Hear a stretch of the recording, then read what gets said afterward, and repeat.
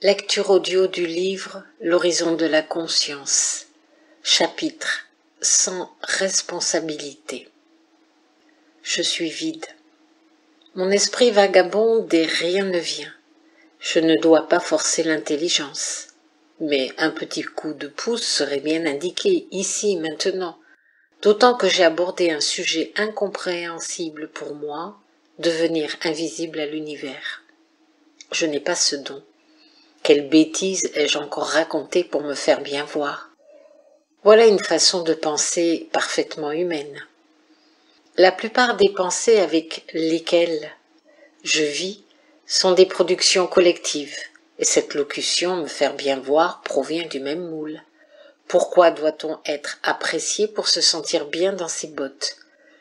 Ceci est un conditionnement éducatif, un principe d'obéissance qui me propulse au-dessus de la mêlée. On m'apprécie, donc on m'aime. Et oui, l'amalgame est d'autant plus facile que tout est déjà ancré en moi par des répétitions hypnotiques formulées au cours de ma vie par le système éducatif. C'est la même chose que de dire « tu ne voleras point ». Les 10 commandements de la Bible définissent certaines lois collectives auxquelles des peuples ont adhéré et auxquelles nos sociétés adhèrent toujours. Et quand nous ne respectons pas les lois, non seulement le collectif sévit, mais notre esprit s'écroule aussi sous les pensées imposées avec leur cortège d'émotions qui leur donnent plus de poids dans notre mental. Alors nous nous confondons en excuses. Nous implorons des pardons comme si toute cette mascarade pouvait nous faire évoluer. Arrêtons de nous rouler sur le sol pour mieux nous faire écraser par les valeurs du bien vivre ensemble. Ce que je dis n'est pas une ode à la destruction. Ce que je dis vous montre combien nous sommes peu libres d'être. Ainsi le monde se pavane dans son paraître pour se faire bien voir. Pendant ce temps, d'autres se détachent en adoptant des valeurs contraires, destructrices, faisant allégeance à des collectifs mortifères qui ne méritent pas plus d'exister que les nôtres. Sachez que le bien et le mal sont des notions humaines toutes relatives pour aider à cimenter la société humaine, même si ce ciment entraîne d'autres formes de vie à disparaître et la structure terrestre à s'écrouler. La frontière entre le bien et le mal n'est qu'une appréciation humaine et rien de plus. Faire du mal à un humain est condamné. Détruire la planète n'a guère d'importance. Et même si on montre un intérêt sur le sujet, c'est avant tout pour nous, humains, pas réellement pour les autres, avec qui on partage cet espace de vie. Pire encore, nous croyons être l'espèce dominante. Nous nous reproduisons à grande échelle, sans complexe, sans réflexion, pour le bien-être de tout ce qui vit ici. Et les espèces qui nous dérangent, qui font comme nous interrogent. Et nous parlons de ralentir leur prolifération accentuée par les conséquences de l'expansion outrancière des hommes. Ils deviennent problématiques. Regardez les dégâts qu'ils font. Nous allons les stériliser, organiser des campagnes d'extermination. Ouf! Heureusement, nous ne pensons pas de la même façon ce qui concerne les humains. Nous nous élevons au rang des dieux. Nous risquons la vie des autres sans complexe d'aucune sorte et nous sommes bien ainsi. Alors entre ceux qui jouent avec la vie des hommes et ceux qui jouent avec la vie d'une planète, il n'y a pas de différence. L'homme est au sommet de la prédation, et l'univers ne peut pas le laisser entraîner un déséquilibre destructeur pour tous. Comme rien n'est laissé au hasard, l'univers crée des menaces qui doivent freiner l'hégémonie humaine, l'enfermer dans une prison mentale et émotionnelle, reprendre le contrôle de ces petites vies insignifiantes à son échelle, mais suffisamment perturbantes pour lui donner la migraine. L'univers réagit et l'homme s'effondre dans des peurs inconsidérées face aux soldats déployés par ce dernier. Quand un virus arrive et fait autant de dégâts chez l'homme, chez les espèces animales, il faut avoir l'esprit clair. Nous recevons une baffe pour nous remettre dans le droit chemin. Qu'importe qu'il soit une évolution, une erreur humaine, une mutation incontrôlée, tout a été mis en œuvre pour que la pandémie qui suit se passe. Et nous pouvons pleurer. Nous ne stopperons rien. Nous allons vivre avec cette épée de Damoclès sur la tête. Le collectif humain et l'univers entrent en guerre. Nous ne vaincrons pas ce dinosaure. D'ailleurs, gagner n'a aucun intérêt car nous sommes liés à lui. Oh, il ne disparaîtra pas. Mais nous donner une leçon est un bon système pour nous ramener à ce que nous sommes, des hommes sous-évolués, des consciences à l'état léthargique.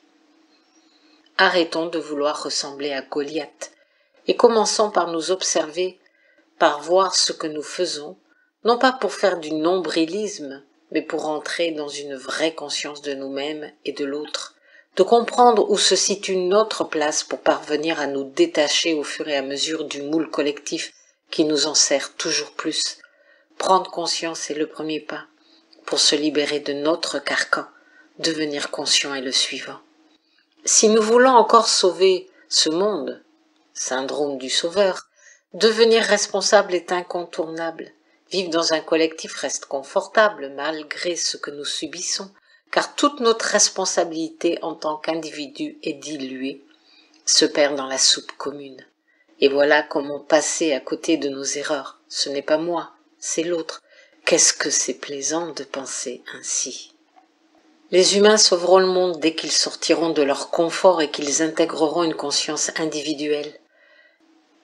Les erreurs ne s'imputeront plus à l'ensemble d'une communauté, mais aux individus qui gagneront en lucidité. Ainsi l'homme ne marchera pas sur les traces du sauveur de la planète, mais arpentera les responsabilités de l'humain envers les autres formes de vie. Nous ne pensons pas, mais nous pouvons parvenir à penser quand nous ne penserons plus avec les autres et que nous penserons de nous-mêmes. Et la petite voix qui crie dans notre désert intérieur est souvent submergée par la grande voix qui conduit nos pensées, et par là nos comportements, nos attachements, nos valeurs, tout ce qui n'est pas nous, mais qui est collectif. Je ne suis pas pour le communautaire, je suis pour l'individu conscient, responsable et en autorité à part entière dans l'espace collectif. Le un rejoint le plusieurs sans perdre de son autonomie et de son pouvoir à être le un.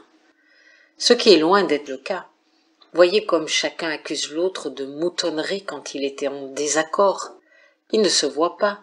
Il regarde ce que la communauté de valeurs, d'idées, de pensées à laquelle il adhère lui demande de voir. Ne croyez pas que je me différencie des autres. Bien que mes perceptions s'affinent avec le temps, j'ai encore des difficultés à trouver comment me libérer. Et quand le ras-le-bol devient plus prégnant, que fais-je? Je me noie dans des livres, des films pour m'inventer du rêve. C'est une réflexion intéressante, s'inventer du rêve. Nos jeunes fonctionnent ainsi, et nous ne voyons d'eux que le côté oisif, paresseux, en espérant qu'ils reviennent à la réalité. Nous ne nous disons pas qu'ils peuvent avoir analysé la réalité de leur vie, et que même s'ils n'en discernent pas toutes les facettes, ils ont compris qu'ils ne sont pas assez puissants pour prévenir ce qu'il se passe, alors ils s'inventent du rêve. Impuissance de l'homme qui se veut roi, et qui, croyant tout offrir à ses enfants, ne lui apporte que peur, douleur, ignorance. Je vais stopper là ce discours, c'est une sorte de répétition de ce que d'autres ont déjà longuement exploré, voire couché sur le papier. C'est un discours quelque peu moralisateur, ne trouvez-vous pas? Sœur Intelligence, n'as-tu pas mieux à me transmettre quelque chose de croustillant, déphasant, aliénat? On va se faire un film d'horreur, allez. Je vais finir de nettoyer ma cuisine que j'ai laissée en plan et je reviens dès que mon esprit deviendra le canal d'un nouveau sujet à explorer.